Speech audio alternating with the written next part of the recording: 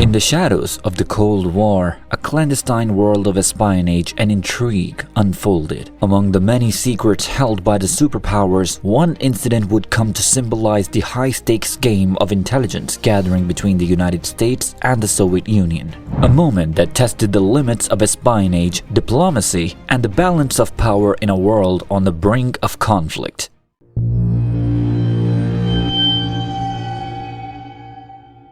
The U-2 spy plane, officially known as the Lockheed U-2, was a groundbreaking aircraft that played a pivotal role in the field of aerial reconnaissance during the Cold War. Developed by the United States in the late 1950s, the U-2 was designed to operate at extremely high altitudes, far above the reach of Soviet defenses. Its primary purpose was to conduct strategic reconnaissance missions over the Soviet Union and other potentially hostile territories to gather critical intelligence on military installations, missile sites, and other sensitive targets. One of the U-2's most remarkable features was its high-altitude capabilities. Capable of flying at altitudes exceeding 70,000 feet over 21 kilometers, the U-2 operated in the region known as the death zone, where the thin atmosphere provided little lift, requiring the pilot to wear a full-pressure suit to survive. This ability to reach such extreme altitudes allowed it to fly above the range of Soviet anti-craft missiles and interceptor aircraft, making it nearly invulnerable to conventional defenses. Equipped with state-of-the-art cameras and sensors, including high-resolution cameras, infrared sensors, and radiation detection equipment, the U-2 was a technological marvel of its time. These instruments could capture detailed photographs and collect data on nuclear tests, troop movements, and other critical military activities deep within Soviet territory. Pilots who operated U-2 aircraft were specially trained and had to endure rigorous physical and psychological tests due to the extreme conditions they faced during missions. U-2 missions were conducted in utmost secrecy, and the pilots often had to deny any affiliation with the US government if captured, in an attempt to protect the true purpose of the aircraft. During the same period that the U-2 spy plane was developed and operational, the Soviet Union and the United States were locked in a bitter Cold War, characterized by ideological conflicts, a dangerous arms race, and extensive espionage and intelligence gathering. The ideological conflict between the capitalist democracy of the United States and the communist regime of the Soviet Union fueled the Cold War.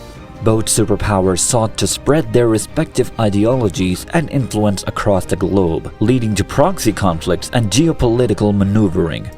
An arms race was a defining feature of the Cold War. Both the US and the USSR rapidly developed and stockpiled nuclear weapons, leading to the doctrine of mutually assured destruction, or MAD. Each side sought to gain an advantage in nuclear capabilities, heightening the risk of a catastrophic global conflict. Espionage played a critical role in the Cold War, with both superpowers engaging in extensive intelligence operations to gather information on each other's military capabilities and activities. The U-2 spy plane was a key tool in this intelligence-gathering effort, providing valuable data to the US about Soviet military installations and nuclear capabilities. The combination of the U-2's advanced capabilities and the intense Cold War rivalry set the stage for the U-2 spy plane incident in 1960, a moment that would have profound implications for the relationship between the United States and the Soviet Union, as well as for the broader dynamics of the Cold War.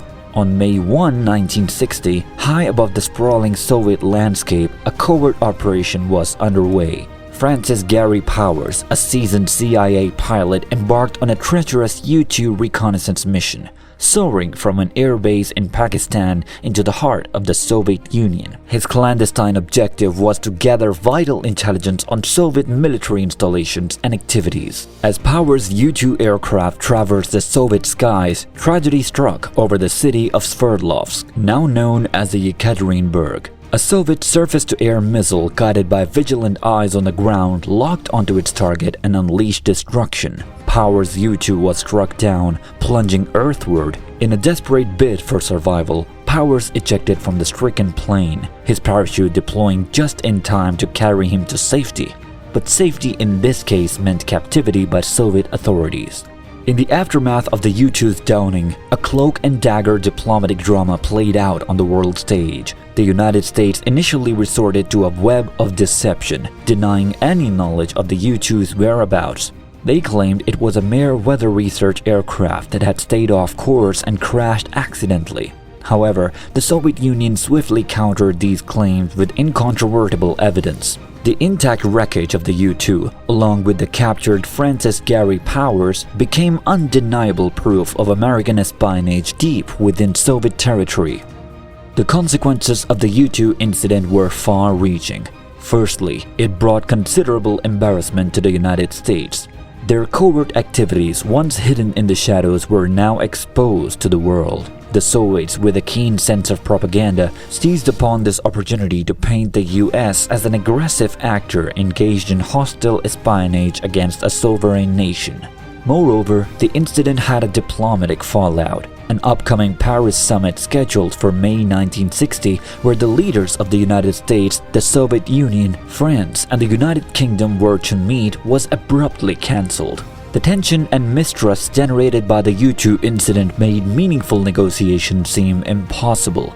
The resolution to the U-2 spy plane incident unfolded as a multifaceted affair, encompassing legal proceedings, a high-stakes prisoner exchange, and a strategic shift in reconnaissance methods. In August 1960, Francis Gary Powers, the U-2 pilot captured by the Soviet Union, faced a Soviet court for espionage charges. The trial was an internationally watched spectacle, casting a spotlight on the Cold War's clandestine underbelly. Powers was sentenced to a decade in a Soviet prison, becoming a symbol of the tensions between the United States and the Soviet Union. His imprisonment underscored the gravity of the incident and the harsh consequences espionage could entail in the realm of superpower politics. The most dramatic twist in the incident's resolution occurred in February 1962. On the Glienicke Bridge in Berlin, the United States and the Soviet Union orchestrated a historic spy swap. Francis Gary Powers was exchanged for Soviet spy Rudolf Abel. This carefully orchestrated exchange not only secured Powers' release, but also showcased a rare instance of diplomatic cooperation amidst the Cold War's hostility. It was an event laden by symbolism, playing out against the backdrop of the Berlin Wall, and it highlighted the importance of espionage as a tool of statecraft. The U-2 incident had far-reaching consequences beyond the fate of Powers and Abel. Perhaps the most significant result was the termination of U-2 reconnaissance flights over Soviet territory. The aircraft, once the crown jewel of American intelligence gathering, was now deemed too vulnerable. The incident had revealed the limitations of even the most advanced technology in preserving secrecy and avoiding detection. This marked a pivotal moment in the history of intelligence gathering. The United States turned its attention to alternative methods, most notably satellite reconnaissance. Satellites offered a safer and more reliable means of monitoring Soviet activities from afar, initiating a new era in espionage reliant on space-based technologies. At its core, the U-2 incident underscored the inherent peril of Cold War espionage. The rivalry between the United States and the Soviet Union had plunged the world into a state of ideological and military tension, where both superpowers were constantly striving to gain the upper hand. Espionage, as a critical tool of statecraft, was integral to this struggle. However, the U-2 incident demonstrated that even the most advanced technology and the most skilled operatives could not guarantee success in this high-stakes game. The aircraft's downing and the capture of Francis Gary Powers exposed the vulnerability of espionage operations to the vigilant eyes of the adversary. Moreover, the incident shed light on the immense risks associated with aerial reconnaissance. The U-2's remarkable capabilities in flying at altitudes beyond the reach of Soviet defenses had provided a significant advantage to the United States in gathering intelligence deep within Soviet territory. However, this advantage came at a tremendous cost. Powers' capture and the subsequent diplomatic fallout revealed that the risks of such missions were not limited to technical malfunctions or enemy fire. They also included the potential for international crisis with profound consequences. As the dust settled on the U-2 spy plane incident, it left a lasting mark on history. It was a stark reminder that even in an era dominated by nuclear arsenals and ideological clashes, espionage remained a powerful weapon in the Cold War arsenal. The U-2 incident, with its mix of high-altitude reconnaissance, international intrigue, and political fallout, will forever be etched in the annals of history as a testament to the lengths nations would go to in the pursuit of secrets. Let us know your thoughts in the comments below. We would love to hear from you. That's it for today's video. We hope you enjoyed it, and if you did, don't forget to give this video a big thumbs up, and we will see you in the next one. Subscribe and hit the bell icon for more.